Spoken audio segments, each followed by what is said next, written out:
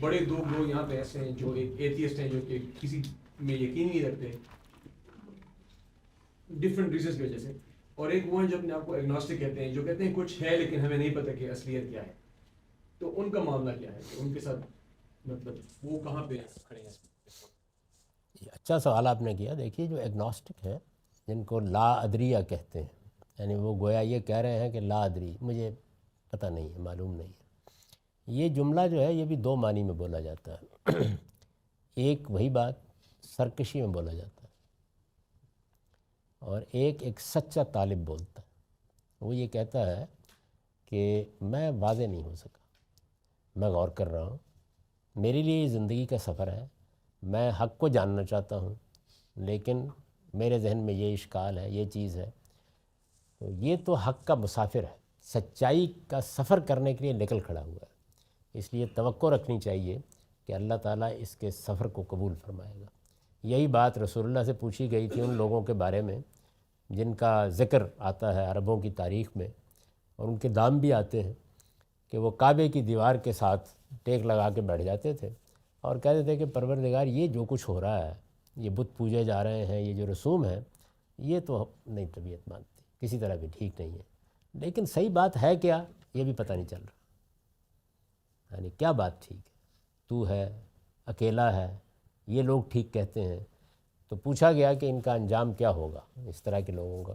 تو آپ نے فرمایا کہ یہ الگ امت کے طور پر اٹھیں گے قیامت. یعنی یہ حق کے سچے مسافر تھے، صحیح راستے پر تھے، راستہ واضح نہیں ہوا. تو یہ تو ہے ایک سچے طالب کا رویہ. اللہ تعالیٰ جتنا علم دیتے ہیں، جتنے حالات فراہم کرتے ہیں، اس کے لحاظ سے بندوں کے ساتھ معاملہ بھی کرتے ہیں. یہ بات قرآن نے بڑی تفصیل کے ساتھ واضح کر دی، جگہ جگہ مثالیں دے کے واضح کر دیا اس کو. ایک تو یہ پہلو. دوسرا یہ ہے کہ ایک آدمی کہتا ہے کہ نہیں میں تو خدا کو نہیں مانتا. تو یہ اس میں دوسرا پہلو ہو ہی نہیں سکتا. اس کی وجہ یہ ہے کہ جتنا علم بھی اس وقت وجود پذیر ہوا ہے اس میں نفی کے لیے کوئی ایک دلیل بھی نہیں. یہ محض ہٹ درمی اور محض زدی ہو سکتی ہے اور کوئی چیز نہیں. پہلے والی بات بالکل ٹھیک ہے. پہلے والا معاملہ دونوں احتمالات رکھتا ہے، وہ سرکشی کا بھی ہو سکتا ہے اور وہ ایک سچے مسافر کا بھی. چنانچہ اگر آپ دیکھیں تو یہ جتنے بڑے سائنسدان ہیں وہ اصل میں لا ادری کے مقام پر. آئنسٹائن نے بھی جو جواب دیا ہے ایک خط میں یہی جواب دیا کہ حقائق جو ہیں ان میں ایک سرگردانی کی کیفیت ہے. میں کہہ نہیں سکتا کہ میں اپنے علم سے اس نتیجے پر پہنچ گیا ہوں. تو سچا آدمی ہے نہیں ہے یہ فیصلہ تو خیر اللہ تعالیٰ قیامت میں کریں گے، ہم اس پہ حکم نہیں لگا سکتے.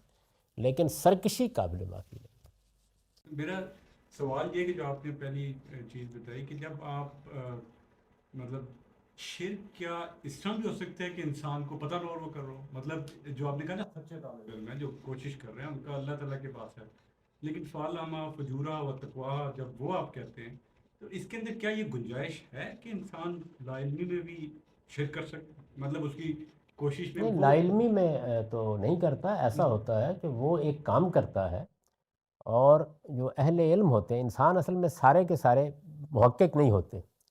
وہ کسی چیز کے بارے میں کہتے ہیں کہ یہ تمہیں شبہ ہو رہا ہے، یہ شرک نہیں ہے. یہ نا اس وقت جو ہمارے مسیحی بھائی ہیں وہ کیا کہتے ہیں؟ وہ یہ کہتے ہیں کہ ہم تو توحید پر جان دینے کے لیے تیار ہیں، توحید ہی دین ہے.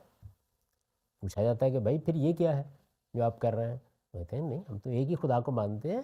یہ اسی خدا کے ظہور کے پہلو ہے، یعنی اس کا جسدی ظہور ہے جو حضرت مسیح کی صورت میں ہوا ہے.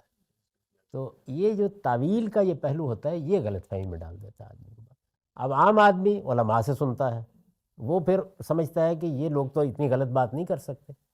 تو تعویل کا شرک یہ ہے. اسی وجہ سے آپ قرآن میں دیکھیں کہ کتنی تعریف کی ہے اللہ تعالیٰ نے اہل کتاب کے ان لوگوں کی جو سچائی کے ساتھ اپنے دین پر عمل کر رہا ہے. تو سورہ آل عمران کے آخر میں دیکھیے اتنی تعریف کی.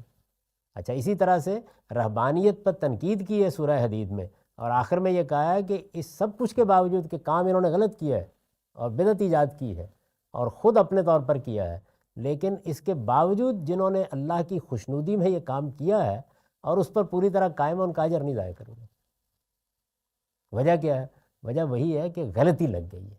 تو غلطی لگ گئی ہے یہ معاف ہو سکتا ہے. کرے گا تو وہی پروردگار، میں تو فتویٰ نہیں دے سکتا، لیکن آپ پر غلطی واضح ہو گئی اور آپ کا اصرار ہے تو پھر سرکشی۔